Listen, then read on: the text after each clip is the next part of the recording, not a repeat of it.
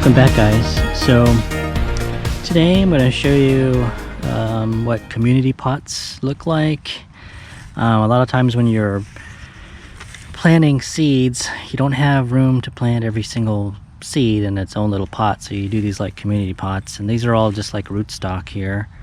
So you know, they end up growing, and then at some point you kind of like separate them out, and then you can go ahead and, you know, get them growing and graft them out.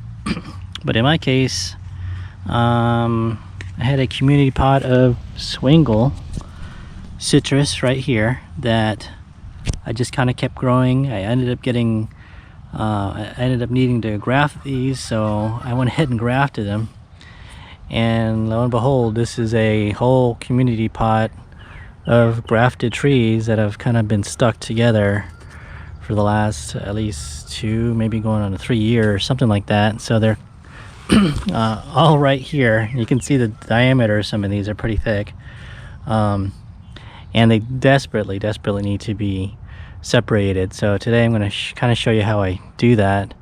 You know, previously I would just kind of pull them out of the pot and then kind of yank them all separate, but now I figured out that once they are like this, you really should use a hose and kind of blow off all the, or wash off all the soil carefully, and then that way it gets untangled a lot easier. So that's what we're going to do today. So this is a Swingle rootstock that I grafted, and all these here really want to get growing, as you can tell.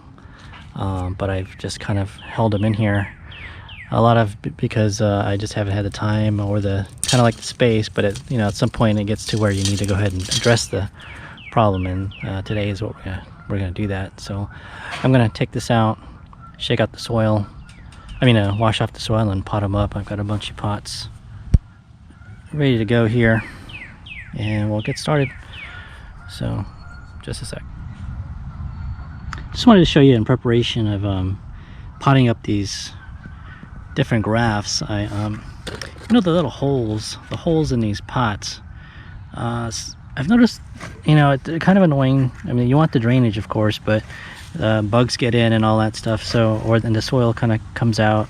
So what I've been doing recently is just putting like the screen that would go on like your windows and stuff. I've just kind of cut them up, and I'm just kind of putting them in the little sections here to cover up some of the holes. So maybe to sort of help from bugs getting in, and also from all the soil getting out. You can see these are huge holes right here, so I can just put that just as like a little filter to help out. So I'm just kind of getting us all ready, so when I get it all laid out, the roots aren't sitting there drying out. I actually wanted to do this on a day like today where it's kind of overcast and cloudy and cool, and I didn't want to wait till like all the way until the end of spring or summer where it's super hot. And these, of course, when I pull them out, it's going to destroy some of the roots, and you need them to have some cool weather at least to kind of recover. So just wanted to share that part with you. So we'll continue. So I got them all tagged up here. You see all the tags here, so I know what they are. I'm just going to go ahead and just start.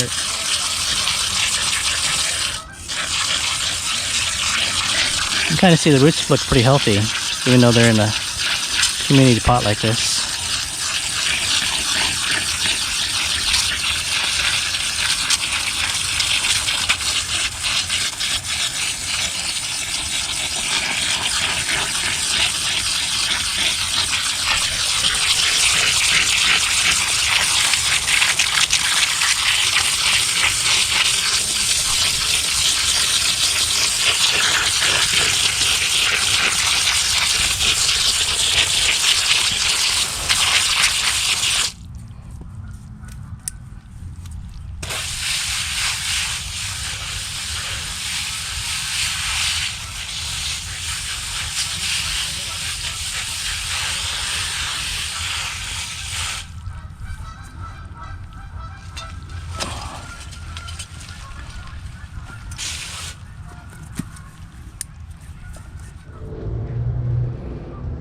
Alright, so after almost like literally 10 minutes of blasting off the soil, this is where I'm left here.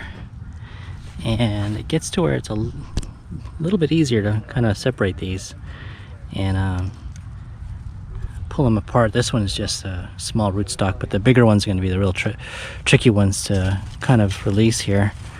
So I'm gonna see if I can't start carefully and gently getting these separated, and then I'll check back with you again. All right.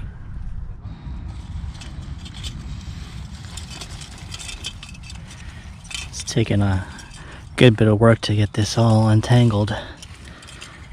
So here's another one. So what I've been doing is taking them, sticking them in a bucket of water here. So just easing them all out individually.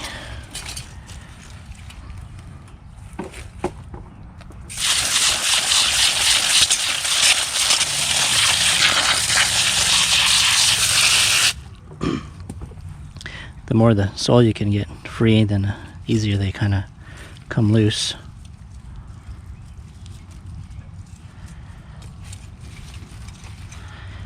But I'm just trying to untangle them one by one and try not to destroy any of the roots best I can.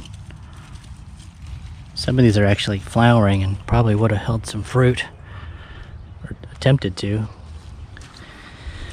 So we'll continue. So that took literally about an hour to carefully pull all these roots out and untangle them. But I've got all these, I've got a pot up now. So we're going to go from basically one pot to, I don't know how many, we'll find out here in a sec, maybe like 10 or something. So yeah, that's going to take more space, but yeah, we've got to do it. So I'm going to pot them up and then I'll show you what they look like. But you can see this one's pretty much a nice looking tree with a good root ball. But yeah, all right, so see you in a few seconds here, but it'll probably be like more like 20 minutes in my time.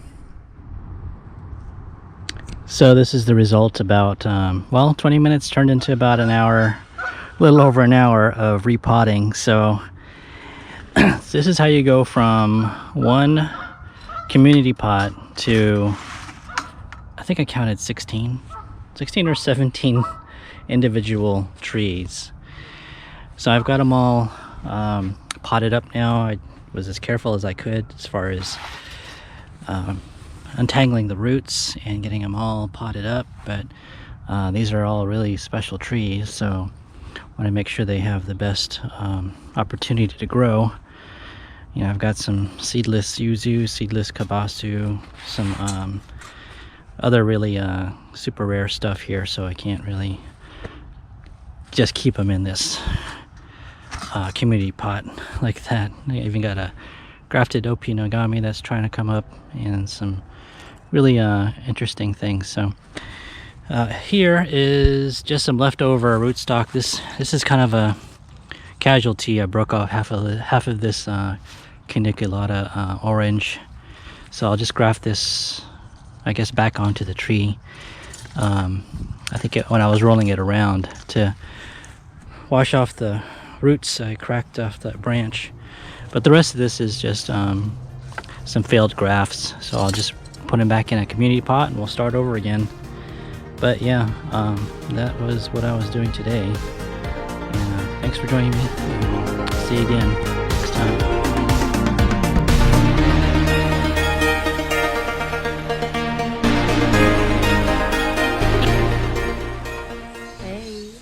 Lauren, wave. Oh my god, I'm so sorry.